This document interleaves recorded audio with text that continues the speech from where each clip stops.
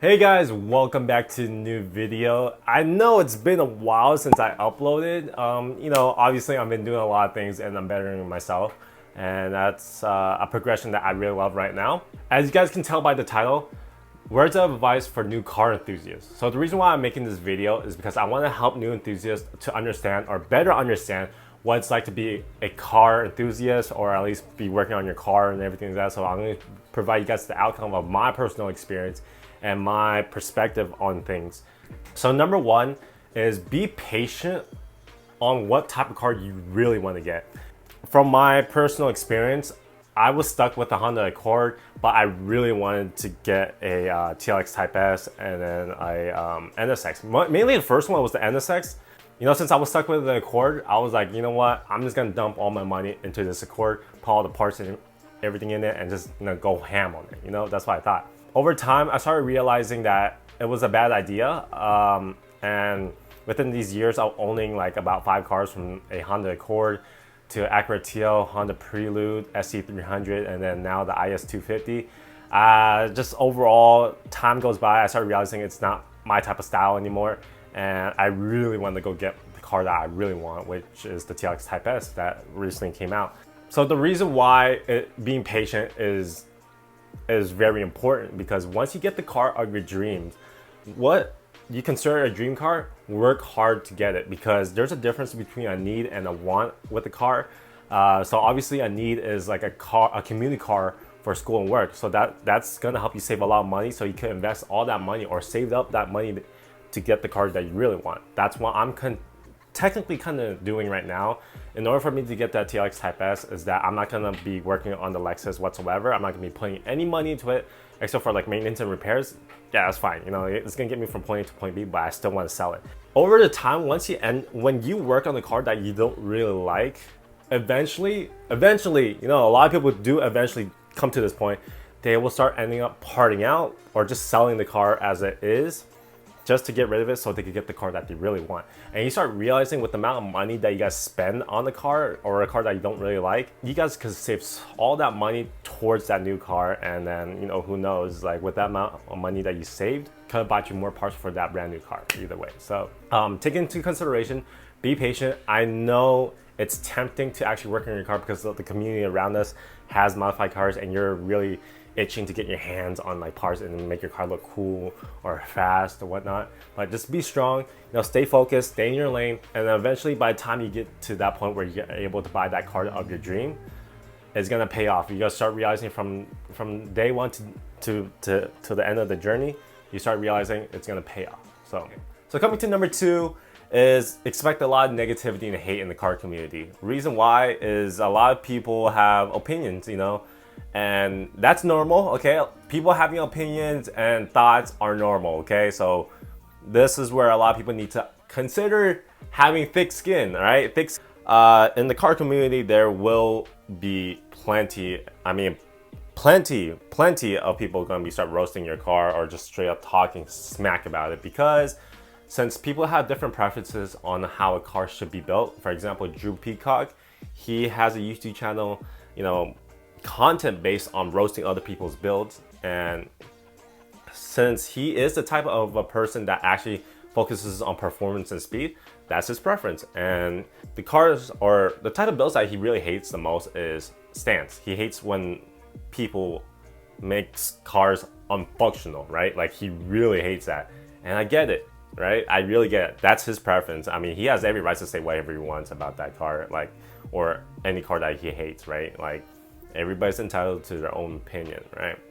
So this is where a lot of people need to understand that, like, hate is normal, and use that as a motivation to keep you going. And because when you're in the process of building a car, a lot of people will not like certain parts you add on the car because it's not their style, right?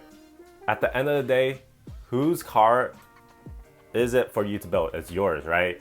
You have this platform to build. It's your money, it's your time, it's your effort, it's your vision. Just go for it.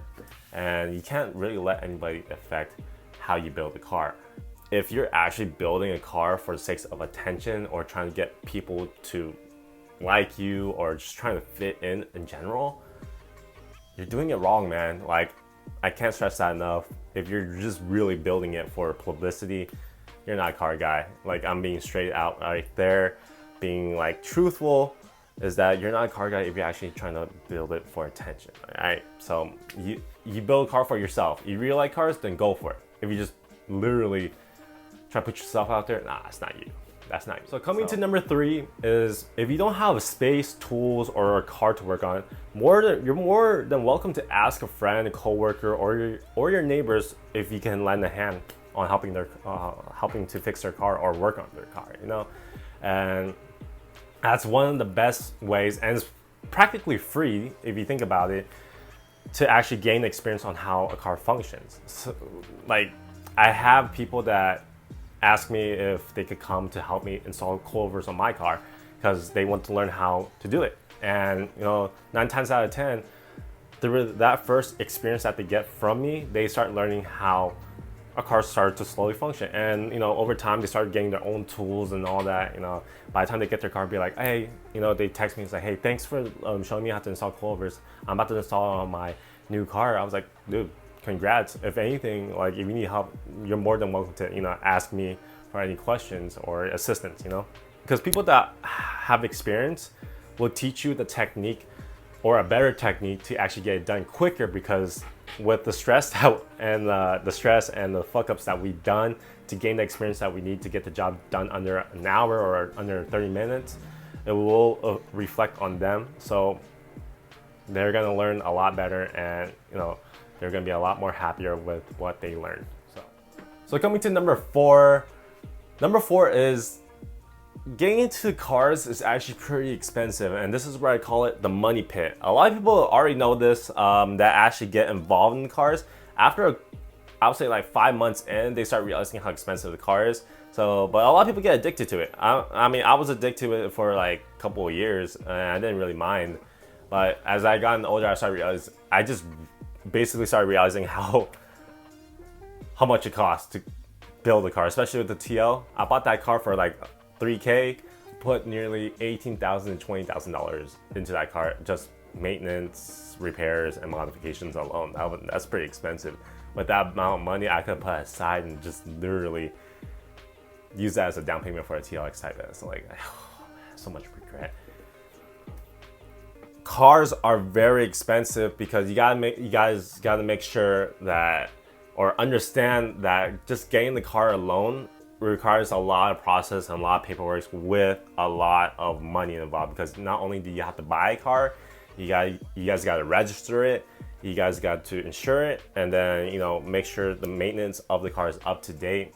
And then that's just the process of just getting the car alone. And then once you guys jump into modifications, you guys will start to realize how much parts are. Because if you're that type of person that really cares about quality, yes, you're gonna be paying a lot more than what others are paying too. So let's take one example: wheels, replicas and real wheels. Let's take T37s and T37s reps, ESRs, Oddhans, Kanseis, and then we got T37s, right? T37s go for, depending on what specs, roughly $3,000 to probably like $5,000 right now.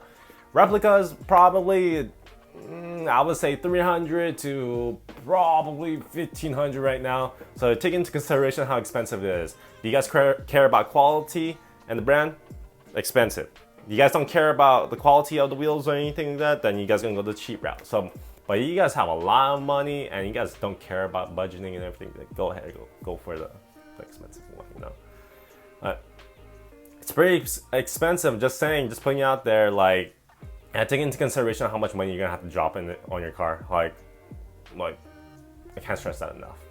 So coming to number 5 is doing your research. So the reason why it's pretty important to actually do your research when purchasing car parts is that you gotta make sure it fits, or you gotta check out the quality, or it doesn't meet your standards. There's a lot of questions to this, so the best place to actually ask questions is always in person. There's always going to be a person with the same car as you, and if it has that part that you're looking for, you can always ask that person. Like, the main question is, hey, how do you like the coil versus how's the ride quality, and on top of that, they will probably most likely let you get in the car with them, so they can drive you around to see how you like it. And then on top of that, another alternative to actually ask questions is the forums, Facebook group pages. There's always going to be group pages on Facebook for your specific car. So if you guys are in, for example, the TL community, especially for the third gen TLs, there's like probably like 5-6 pages out there, so you can just join and then post questions. A lot of people ask, but just a warning, sometimes when you post questions on group pages like that, there's gonna be a lot of people gonna be like trolling around you. Then there's gonna be the other half that's actually taking it serious, that are gonna help you. So again, that kind of reverts to number two. There's gonna be a lot of negativity in the car community, so that's just a heads up. Besides that, another place to check or even ask questions or basically just continue doing research is actually YouTube. It's always like my videos, you know, I installed a lot of different parts on the TL or just on different cars in general, so it's best to see which brand I keep going with. So other than that, it doesn't hurt to actually message me or actually message the person personally through Instagram or YouTube. Comment like in the comments section below. It doesn't really hurt. That's the best way to actually start doing your research. And again, this leads to back to number one. I mean, this besides like being patient to waiting for the car, but actually being patient to actually get the part that you want, because you would rather be satisfied with the part that you want or need than the part that you're gonna end up being upset about or stressed about. So that's pretty much it for today's video, and I hope you guys understand that like this is actually my point of view, this is my perspective, my experience with the car scene and just working on cars in general. And you guys have any other questions or comments or concerns, and you guys want to input your own advice for new enthusiasts to actually read and comprehend what they're going to be expecting once they get into the car scene, go ahead, just leave the comments down below. You know, we're all trying to help each other. You know, we're going to be stressed out and like, you know, pretty much going to be releasing our anger on everybody, but it's more so if we give them the straight answer either way. So I hope you guys enjoyed, and peace out.